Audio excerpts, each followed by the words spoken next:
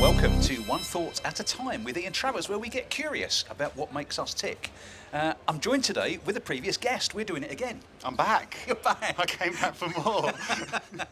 Well, we've kind of, as a result, I think, of our podcast and many conversations, we've now ended up here in the Ignition Performance Thinking It Better Partner Lounge. Yeah, absolutely. So we just thought... thank you for being a part of it. It was brilliant to have you on board. I mean, what a buzz. I mean, you know, to enjoy the motorsport piece and great conversations with people, what's not to like. Yeah. I just thought we'd pick up, do a bit of a short, really, following on from our conversations we had last time.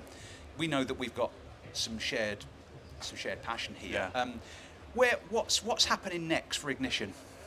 Well, I think it's really interesting, actually, because when was it? It was last year that we spoke, and it's interesting even to reflect on that and where we've come from since, and we've launched motorsport speakers since then, so we've now got a roster of nearly 50 personalities from motorsport, from drivers, new talent, engineers, that side of things, and that really, so what, you know, when you ask about the future, it's good to look sort of back first and see where you've come from. Yeah. But it's really sort of developing that side, along with the relationships we built up with new clients and new partners, you know, partners like yourselves, and also events like this. Actually, it's a different mindset to start thinking about how we can bring us to people at places like Goodwood Festival of Speed, which is, you know, we've got 200,000 people here this weekend, and just change that mindset. So I think it's probably an answer to your question. It's developing it from there, and all those little things and all those ideas we can have with different partners. You know, we develop them, and we really want to just really be utilising those lessons from motorsport and putting them into business in whatever way we can. It's interesting, isn't it? Because I think one of the things that I know that we both try and do is to impact the way people operate, the way they think, the way they work in business. 100%. And the difficulty is it's really hard to Google what we do. Yeah. So I think, you know, finding this way of bringing it to an audience, I think it's been quite interesting the way it's worked out, even in the last 24 hours. Yeah, and I think you and I have spoken about this, I say at length, but we've talked about, you know, what do we want to get out of this weekend? Well, actually, it's almost, well, let's see what comes out of the weekend and respond, rather than, you know, when we're doing usual sort of trade shows and that side of things, you go, okay, I know that we're going to have a B2B audience and we're going to move it forward from there, etc. With this, it's almost, well, we're in the room, we've got good people on the stand, we've got these incredible partners, yourself included. Actually, where will those conversations lead? Where will that little bit of spark come from?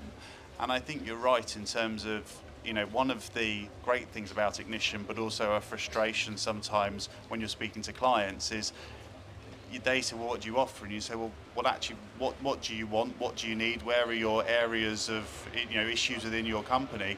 And we can bespoke that. Yeah. Now, that's fantastic because we're so adaptable to a client with our partner network, with the services that we offer. But actually, sometimes you do kind of wish that it was a one-shop fit-all size, but actually you don't want that. No. But it is interesting because each client gets a different service. Even if it's the same, it's ever so slightly different. Yeah, and that's kind of the beauty, isn't it? And for me, I know what we seek to do, what you seek to do. It's just giving people that little bit of encouragement, belief, awareness that you can do something. You know, you can develop your team. You can be the leader that you wanted to be. You can be the driver you wanted to be, the mum you want to be, the dad you want to be. You know, it's all that, just helping people just take that step forward that probably everyone's telling them that they can't do. Yeah, and I think that is the only thing that's holding you back ultimately. Yeah. You know, people need certain qualifications, and actually, do we want? I was saying to someone yesterday, you know, do we all want to be entrepreneurs? Well, no, we don't. We've got to have a mix of different people, different areas. Everyone's got a different skill set that could, you know, contributes to society ultimately. Yeah. If we're all the same, it'd be a very boring world. And actually, if we were all doing what we were doing, well, we'd actually have no one to sell to. So I hate to tell you, we've got to have a mix of the world. But you know, you are right in what you're saying. Is that, you know, it is. Yeah, you know, it is how different people, different horses for different courses. But Yeah. normally, it is that it's yourself that is holding you back. It's you saying no for whatever reason. It's interesting. Some of the conversations that really stuck with me that we've had over the time here, even just yesterday, the guy who we spoke to earlier in the day, who was a plumber. Yes. Yeah. And his dream was Yeah. to be in the police. That's right. Yeah. And there yeah. was a set of circumstances that conspired, which meant he Yeah. didn't make the police, and that was his dream. Yeah. Now, you could say, oh, you sell dreams, the dream doesn't happen, it actually destroys you. Well, actually, what it helped him do was to find out what was really important Yeah. to him. He was really interesting to talk to, wasn't He he? was. Because he really placed his own well-being, family, that side of things, way before a job. Yeah. Now, he was obviously in a fortuitous position to be able to do that, but actually, it seemed to me that he'd worked his way to give him those options, to give him those choices. He got that purpose. He actually, he had found his own, as Simon Sinek would call, he'd found his why. Yeah, exactly. And also, what actually was his level where he felt comfortable? We all have different levels of comfort, ultimately. Yeah. His level of comfort might be here and someone else's would be there or there. It's very interesting to, he seemed a very satisfied, happy guy, content guy, is probably the right word. Yeah. But that also looks very different for everyone. Exactly. Yeah. And I go back to conversations with my mum years ago, when success for my mum at the time was being able to walk upstairs unaided. Yeah. That was her why. Yeah. So I think sometimes when people think about what you and I do, we think it's all about putting people on podiums, and that's great, and we enjoy doing that. Yeah. But it's not all about that. No. It's about people discovering what it is that's important to them and helping them do that. Yeah. 100%. One thought at a time. Yeah, absolutely. We should do a podcast, Oh, brilliant. Yeah. I hear there's this really good guy called Ant that you should bring onto the podcast as well. Hey, absolutely. But no, you're absolutely right. It is all about, marginal gains is another way of putting one thought at a time. Yeah. And I think even when I reflect on my own career, whether that's been in the commercial corporate side or whether it's been in this adventure of the last 6 years, which has, effectively led to Ignition, well, it has been Ignition, each bit, you and I were talking about this yesterday, weren't we? Yeah. We've got, and I'm sure the guys will show the photos that we've got around the stand here.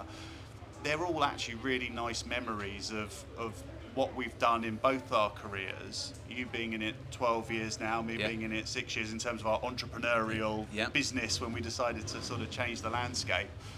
And actually, we've got some photos here, and you remember at the time what you were thinking and feeling, and actually even then you think, oh, we're doing really well and stuff, and even then you think, God, if I knew now what I knew then and stuff, but you can't switch on the light and suddenly know it all. It is bit by bit by bit by bit by bit, where gradually you build it into something. And I'm sure, if we're here next year, 2 years' time, 3 years, having the same conversation, what will we do next year, sort of thing, with the little improvements that we've learnt this weekend. It's interesting, isn't it? So I guess just to wrap up sort of this mini pod, I'm actually going to ask us both the question that that I ask at the end of the podcast.